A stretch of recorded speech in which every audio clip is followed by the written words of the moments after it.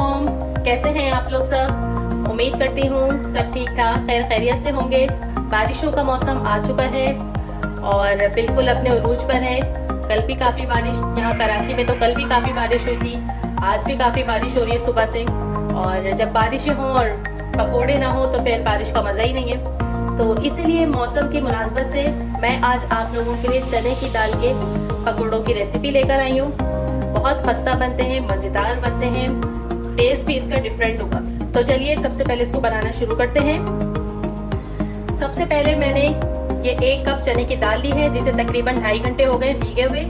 इसको मैं मिक्सर में डालती हूँ। मैंने दाल को मिक्सर में डाल दिया है और इसमें बस थोड़ा सा जो पानी था इसके साथ ही दाल के साथ जो इसमें गया है, बस वही मैंने इसमें फ़िलहाल तो शामिल किया है। इसके अलावा ये 1 बड़ी हरी मिर्च है, ये इसमें चली गई।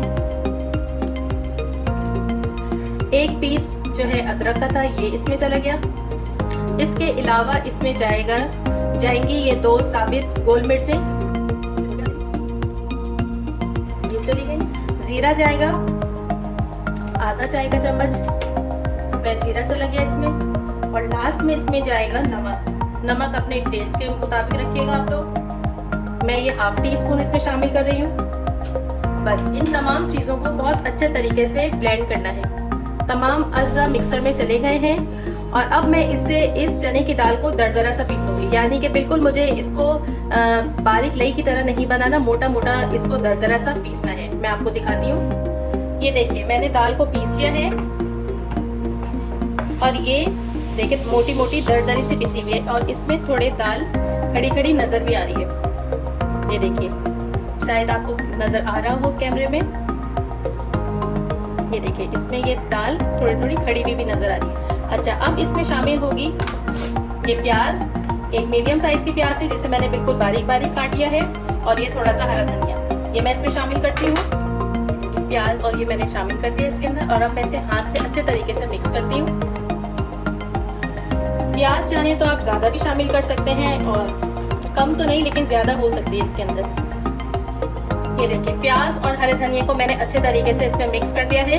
इस स्टेज पर आप चाहें तो नमक चेक कर सकते हैं, कम लगे तो थोड़ा सा ज़्यादा डाल लीजिएगा, कम लगे तो थोड़ा सा और डाल लीजिएगा। इसके अलावा दाल को पीसने में मैंने थोड़ा सा पानी शामिल किया था, तकरीबन 3 से 4 टेबल स्पून इसमें पानी शामिल किया था दाल पीसने में। अच्छा, अब मैं इसको रख दूँगी 15 मिनट के लिए, उसके बाद इसके पकौड़े बनाएंगे।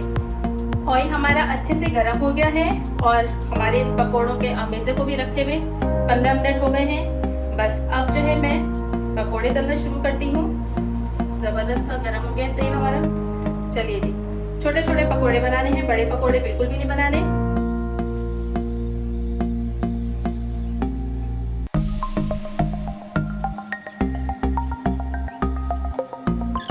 ऑयल में मैंने पकौड़े डाल दिए हैं और अभी फ़िलहाल इसमें चमचा नहीं चलाना। फ्लेम मैंने मीडियम रखा है इसका। चलिए, जो पकोड़े हमने पहले डाले थे उनकी साइड चेंज करते हैं।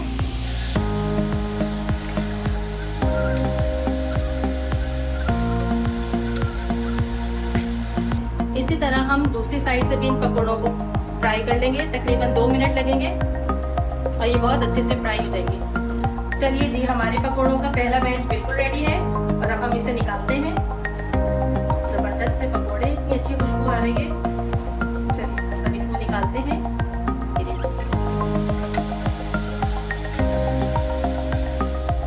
तैयार है हमारे मज़ेदार से क्रिस्पी चने की दाल के पकोड़े। बहुत मज़ेदार बने हैं, क्रिस्पी बने हैं।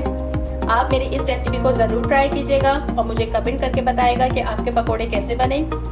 बनाइए, एंजॉय कीजिए और मुझे अपना फीडबैक ज़रूर दीजिएगा। फिर आऊँगी एक नई रेसिपी के साथ। खुदा हाफिज़।